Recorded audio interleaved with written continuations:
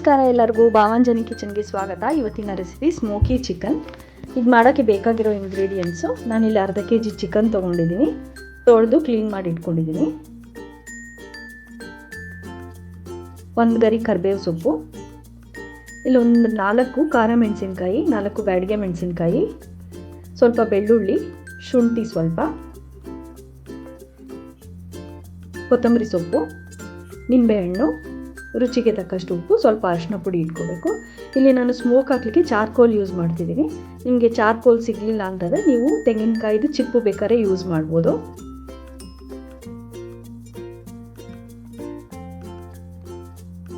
ಇದು ಹೇಗೆ ಮಾಡ್ಕೊಳ್ಳೋದು ಅಂತ ತೋರಿಸ್ತೀನಿ. ಈಗ ಒಂದು ಮಿಕ್ಸಿ ಜಾರ್ಗೆ ಬೆಳ್ಳುಳ್ಳಿ, ಶುಂಠಿ, ಖಾರ ಮೆಣಸಿನ್ಕಾಯಿ, ಬ್ಯಾಡಗೆ ಮೆಣಸಿನ್ಕಾಯಿ ಇನ್ನೊಂದು 2 ಹಾಕ್ಕೊಂಡ್ರೆ ಕಲರ್ ಇನ್ನೂ ಚೆನ್ನಾಗಿ ಬರುತ್ತೆ. ಸೊ ನಾನಿಲ್ಲಿ ಯಾವುದೇ ರೀತಿ ಕಲರ್ ಯೂಸ್ ಮಾಡ್ತಿಲ್ಲ. ಬ್ಯಾಡಗೆ ಮೆಣಸಿನ್ಕಾಯಿನೇ ರುಬ್ಬಿರೋದ್ರಿಂದ ಕಲರು ಚೆನ್ನಾಗಿ ಬರುತ್ತೆ. ಸ್ವಲ್ಪ ನೀರು ಹಾಕಿ ರುಬ್ಬಿಟ್ಕೊಂಡಿದ್ದೀನಿ. ಒಂದು ಬಾಣಲಿಗೆ ಎಣ್ಣೆ ಹಾಕಿ ಒಂದು ಸ್ವಲ್ಪ ಕರಿಬೇವು ಸೊಪ್ಪು ಹಾಕ್ತಾಯಿದ್ದೀನಿ.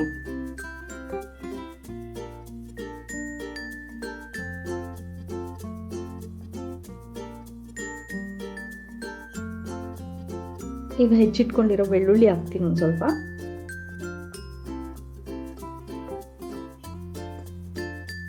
ಈಗ ತೊಳೆದಿಟ್ಕೊಂಡಿರೋ ಚಿಕನ್ನು,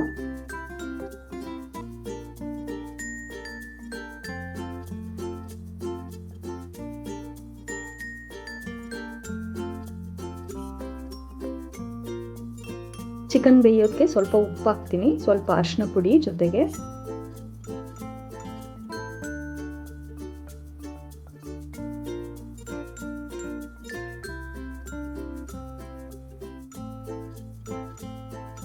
ಈಗ ಇದಕ್ಕೆ ರುಬ್ಬಿಟ್ಕೊಂಡಿರೋ ಮಸಾಲ ಹಾಕ್ತಾ ಇದ್ದೀನಿ. ನೀವು ಖಾರ ಬೇಕಾದರೆ ನೋಡ್ಕೋಬೋದು, ನಿಮ್ಗೆ ಎಷ್ಟು ಬೇಕೋ ಅಷ್ಟು ಹಾಕ್ಕೋಬೋದು. ಖಾರ ಜಾಸ್ತಿ ಬೇಕು ಅನ್ನೋರು ಸ್ವಲ್ಪ ಮಸಾಲೆ ಜಾಸ್ತಿ ಹಾಕ್ಕೋಬೇಕು.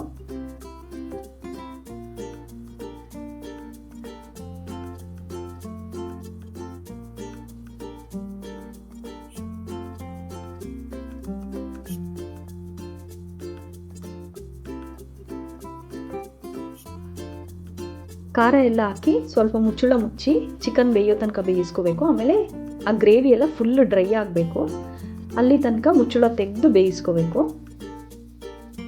ನಾನೀಗ ಬೇಯಕ್ಕೆ ಇಡ್ತಾ ಇದ್ದೀನಿ ಅದನ್ನು.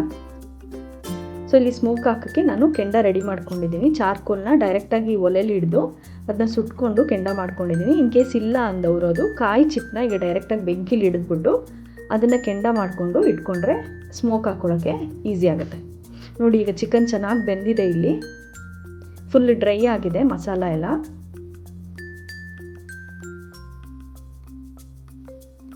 ಈಗ ನಾನು ಇದಕ್ಕೆ ಒಂದು 2 ರಿಂದ 3 ಸ್ಪೂನ್ ತುಪ್ಪ ಹಾಕ್ತಾ ಇದ್ದೀನಿ. ಸ್ವಲ್ಪ ಕೊತ್ತಂಬರಿ ಸೊಪ್ಪು,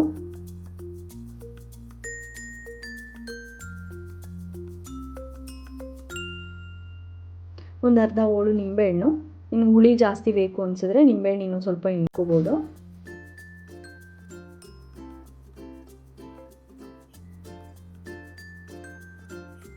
ಈಗ ನಾನು ಅಲ್ಲಿ ಮಧ್ಯದಲ್ಲಿ ಗ್ಯಾಪ್ ಮಾಡಿ ಅಲ್ಲಿ ಸ್ಮೋಕ್ ಹಾಕಲಿಕ್ಕೆ ಚಾರ್ಕೋಲ್ ಇಡ್ತಾ ಇದ್ದೀನಿ.